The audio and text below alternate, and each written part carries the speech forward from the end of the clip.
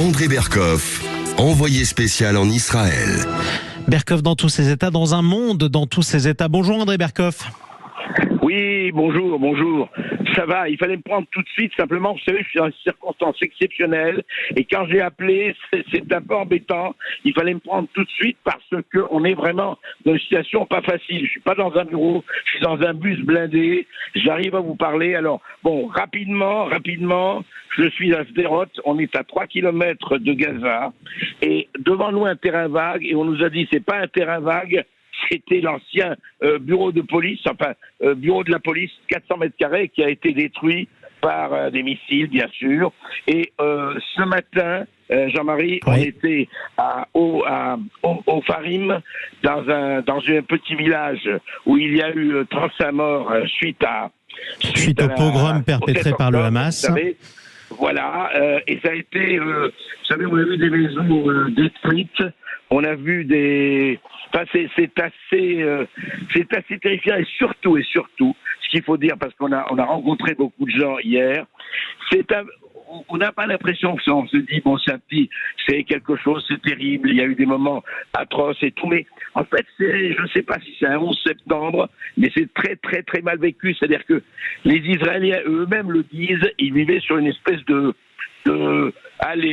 tranquillité, où il y avait le Hamas, il y avait les missiles, bien sûr, qui tombaient, mais ça, ils ne s'attendaient vraiment pas du tout à cela, et je crois que beaucoup de comptes vont être réglés après sur le renseignement, sur la manière dont Israël s'est fait surprendre, Jean-Marie, voilà. Oui. Alors je vous propose qu'on y aille point par point, André Berkoff, tant que vous arrivez à rester en ligne avec nous, de toute façon, parce qu'on a quand même la chance de vous avoir, je le rappelle, en direct sur Sud Radio, envoyé spécial à Sderot. On est à quelques kilomètres de la bande de Gaza, à Sderot, ville qui a été envahie par les soldats du Hamas, les terroristes du Hamas le 7 octobre. Beaucoup d'Israéliens ont été massacrés dans cette ville le 7 octobre dernier. D'abord, et c'est important d'en parler, André, comment les habitants ici réagissent aux images d'actes antisémites et de manifestations antisémites qu'on peut observer un peu partout dans le monde, y compris en Russie hier, où une chasse aux Juifs s'est organisée dans un aéroport au Daghestan.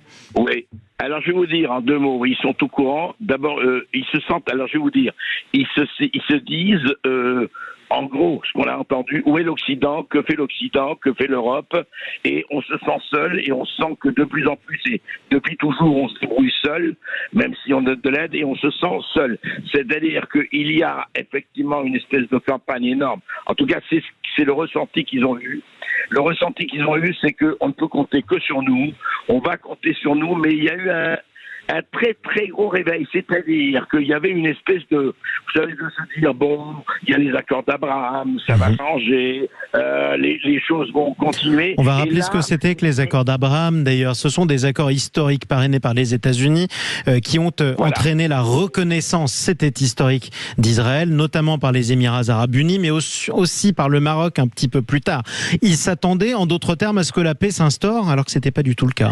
Ils pensaient que c'était parti pour. Ils ne pensaient pas que tout le monde allait s'embrasser, loin de là, mais ils pensaient que pour. Mais vous savez, Jean-Marie, juste un mot. Quand vous arrivez, c'est intéressant déjà. Vous arrivez à Tel Aviv, à l'aéroport de Tel Aviv, eh bien, je n'ai jamais vu ça dans aucun pays. L'aéroport est vide. Il n'y a que les avions d'El Al, toutes les compagnies aériennes mondiales ne sont plus là. Et là, c'est la compagnie aérienne israélienne. Voilà. Et ça, c'est une chose. Deuxièmement, et surtout, on a entendu hier 2 sons d'Israël. Et on a entendu quelqu'un d'un kibbutz tout près de la frontière, où il y a eu des assassinats, où il y a eu des meurtres et tout ça. Mais il dit, on espère, on va y arriver. Et un autre après qui a dit, écoutez, arrêtons de rêver, arrêtons l'angélisme. On ne peut pas, pour le moment, peut-être on verra dans 10 ans ou dans 50 ans, mais en tout cas le ressenti c'est qu'ils veulent nous tuer, ils veulent éradiquer Israël, ils veulent nous exécuter, et c'est ce ressenti comme ça. Et alors quand ils vous disent, j'ai entendu. Bien sûr, et quand ils vous disent on va y arriver, mais arriver à quoi concrètement, André Berkoff? Pour eux, ils disent tant que le Hamas dirigera Gaza, il n'y a rien à faire. En tout cas, ceux qu'on a vus, il dit écoutez, on ne peut pas parce que demain ça va recommencer et on en a marre que ça recommence tous les 6 mois. Et là, surtout, il y a eu cette histoire. Vous savez, tout le monde a vu les images, et notamment les images, vous savez, qu'on envoyait, que les terroristes, enfin, en tout cas, envoyaient en train de violer quelqu'un et envoyaient ça, l'image aux parents, etc., etc. C'est-à-dire, ça a été ressenti. Vous savez, il y a 2 choses. Il y a d'abord l'imaginaire, je veux dire, de tout ce qu'il y a eu avant, toute l'histoire, qui revient pour eux, encore une fois, à tort ou à raison, mais c'est ressenti comme ça, et ils se disent, voilà, on ne peut pas continuer comme ça. Et on voit très bien aujourd'hui, là où on est passé, c'est-à-dire que, alors, il y a une chose intéressante, dans notre hôtel d'Anne à Tel Aviv, nous avons énormément, il y a 80 000 Israéliens qui sont actuellement dans les hôtels de Tel Aviv, de Haïfa et ailleurs, qui ont quitté les kibboutz et qui ont quitté les villes, y compris la ville de Sderot. Parce qu'ils se sentent plus en sécurité à Tel Aviv, c'est ça ? Voilà, et ils se disent de toute façon, vous savez, pour les vieux, beaucoup sont là, mais beaucoup sont partis, les vieux, les familles nombreuses, etc. Et ils sont dans les hôtels, et on sent une espèce de, je dirais pas de lassitude, mais de dire, est-ce ça va durer encore comme ça longtemps? Et c'est ressenti très fortement. Et encore une fois, on a vu, là je vous dis, je suis devant une espèce de terrain vague, immense terrain vague, qui était le poste de police de Sderot, complètement détruit, les maisons éventrées, et puis, je dis, des traces de sang, enfin bon, tout ce qui peut exister à ce moment-là. Il y a en tout cas quelque chose qui est là, c'est quand on a connu Tel Aviv, etc., là c'est très très calme, il n'y a pas de couvre-feu, mais c'est très calme, et on est dans un bus blindé pour vous dire, voilà, il y a vraiment beaucoup de précautions qui sont prises, et surtout, on sent que pour le moment, vous savez, il y avait des travailleurs thaïlandais, qui ont été massacrés aussi dans un kibbutz. Voilà, et il y avait aussi, Jean-Marie, beaucoup de travailleurs gazaouis. Ce qu'il faut savoir aussi, je veux vous dire, que les kibbutz les plus touchés étaient les kibbutz qui étaient tenus par des travaillistes, par des pacifistes. Ils disaient, oui, la paix est possible, etc. Ils nous l'ont dit, et ce sont eux qui ont été les premiers attaqués et les premiers massacrés. C'est-à-dire que les kibbutz en haut de Gaza, de la frontière, étaient des juifs qui voulaient la coexistence. Et les enfants qui dansaient dans une rave party étaient probablement beaucoup plus progressistes aussi que le gouvernement israélien du moment. Totalement. C'est plutôt, tu sais, des bobos, des jeunes qui venaient là. Et là, ça a été la surprise totale. Et comment ça va tourner, je ne sais pas si vengeance ou pas vengeance. En tout cas, incroyable résolution, c'est-à-dire que, par exemple, les grands-parents s'occupent des petits-enfants. Une mobilisation de 300 000 Israéliens sont mobilisés là. Il y a en tout cas un sentiment, plus que jamais, on ne peut compter que sur nous, on n'a pas le choix, et ils retrouvent la mentalité forteresse que vraiment ce qui s'est passé le 7 octobre leur a amené, c'est pas une piqûre de rappel, c'est une espèce de coup de machette de rappel. Oui, effectivement, ça paraît logique. Autre aspect, parce que c'est important de le souligner malgré tout, André Berkoff, on a reçu beaucoup de militaires qui étudient les opérations de Tsahal qui a commencé à rentrer dans la bande de Gaza et y rester pour l'instant.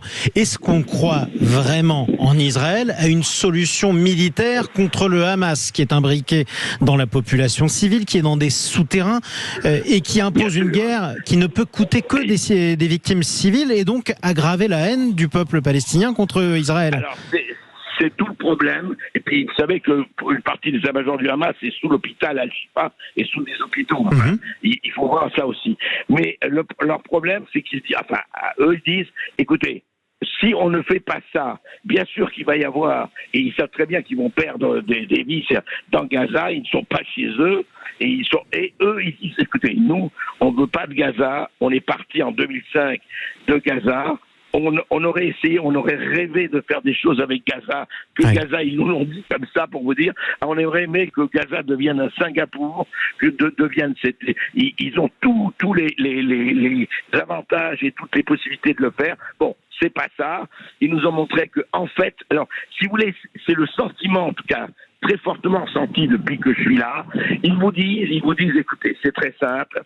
Ce que vous n'avez pas compris, vous, en Occident, et ça va vous arriver à vous, disent-ils, encore une fois, ils veulent nous éradiquer. Ils veulent que tout ce qui n'est pas islamiste radical, Oumma Sharia, ils ne veulent pas de nous. Ils ne veulent pas de nous, et ben nous, on va se défendre et on va pas accepter ça.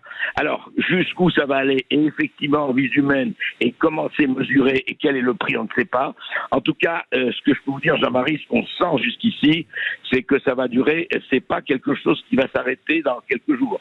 C'est pas un cessez-le-feu, c'est visiblement quelque chose qui va durer. Alors comment, quand, j'en sais rien, mais il y a quelque chose de très fort aussi, c'est l'incroyable solidarité. Évidemment, ça s'est organisé partout, puisque je vous rappelais que les travailleurs thaïlandais ont quitté le pays suite ils ont été massacrés aussi, et enfin certains en tout cas. Donc voilà, c'est très difficile à dire. Moi je crois que ce qui est terrifiant dans cette histoire, c'est qu'on sait très bien qu'à la fin des fins, il devrait y avoir un État palestinien aux côtés de l'État israélien. Mais est-ce qu'ils pourront vivre en paix et comment? Mais on ne voit pas d'autre solution. Simplement, cette solution-là, elle est aujourd'hui, il faut le dire, hélas, du ressort plus de l'utopie que de la réalité, je n'ai même pas immédiate, mais la réalité prochaine. Et l'heure est au sang et aux larmes, mais pas encore à la paix. Autre question, alors elle est peut-être politiquement incorrecte, mais c'est important de la poser, André Berkoff. Il faut le rappeler d'abord, plus de 30 Français sont morts le 7 octobre lors du pogrom perpétré par le Hamas